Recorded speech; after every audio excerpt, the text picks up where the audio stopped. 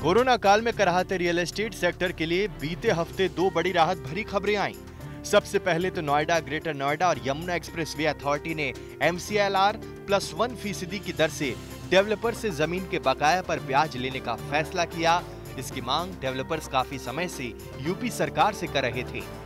मजदूरों को रोजगार मुहैया कराने के डेवलपर्स के भरोसे के बीच सरकार ने ये मांग पूरी भी कर दी। इससे रियल एस्टेट सेक्टर को उम्मीद है कि उनकी किस्तों का बोझ कम होगा।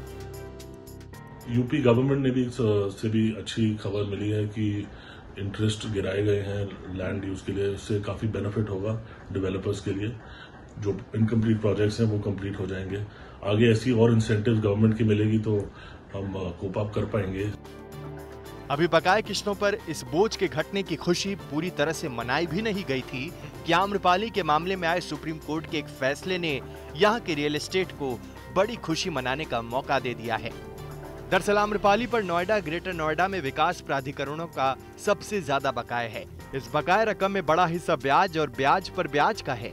इसमें भी कोर्ट ने अथॉरिटी के ब्याज पर कैप लगाने का फैसला किया है, लेकिन एक डेवलपर की याचिका पर सुप्रीम कोर्ट ने अथॉरिटीज के बकाये पर निर्देश दिया है कि अथॉरिटी किसी भी सूरत में 8% से ज्यादा ब्याज वसूल नहीं सकती है।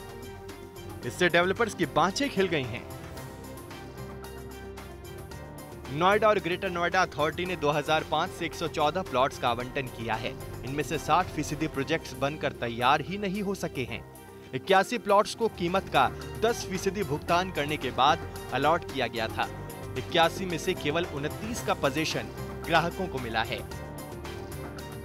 अब सुप्रीम कोर्ट के फैसले के बाद डेवलपर्स को उम्मीद है कि बीते 15 साल में दिए गए ब्याज पर भी उन्हें राहत मिलनी चाहिए और अथॉरिटी को बकाया रकम की रिस्ट्रक्चरिंग यही ध्यान में रखकर करनी चाहिए।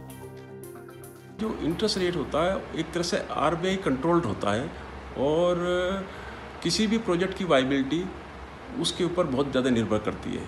कुछ इंटरेस्ट जो 12% से लेकर और 20% तक कैलकुलेट करते हुए लिए जा रहे थे उनको रिड्यूस किया गया है और मैं समझता हूँ ऐसा करने से वो सारे प्रोजेक्ट जो काफ़ी दिन से लंबित थे और घरों का कब्जा नहीं दिया जा रहा था, तो ऐसे प्रोजेक्ट के अंदर लिक्विडिटी क्रिएट होगी और प्रोजेक्ट तैयार होंगे, लोगों को घरों का कब्जा दिया जाएगा। लेकिन अब डेवलपर्स को मिली इस राहत के बीच बायर्स के अधिकारों का सवाल भी खड़ा हो गया है। अगर अथॉरिटी ने डेवलपर से 15 से 23% की दर से जमीन के बकाये पर ब्याज वसूला है, तो डेवलपर्स ने भी ग्राहकों से 18 से 24% की दर से लेट पेमेंट पर ब्याज की वसूली की है। अब अगर अथॉरिटी से डेवलपर 2005 से राहत की मांग कर रहे हैं, तो फिर बायर्स को भी ये राहत मिलनी चाहिए। 24% का जो ब्याज दर था, जो लेट पेमेंट फीस चार्जेस के बेसिस पे उन लोगों को अब 8% के 9% के बीच की दरों से सुप्रीम कोर्ट ने कहा है अथॉरिटी को कि वो उनको माफ़ कर देना चाहिए अथॉरिटी द्वारा बिल्डर्स के लिए। वो क्यों ना फ़ायदा ग्राहकों तक भी पहुंचाया जाए। जाहिर है डेवलपर्स ने अपने अच्छे दौर में जमकर मनमाने तरीके से ग्राहकों से ब्याज वसूली की है, लेकिन अब जब बुरा वक्त आया तो खुद का ख्याल तो उन्हें है, लेकिन ग्राहकों को वो कोई राहत देने को तैयार नहीं है।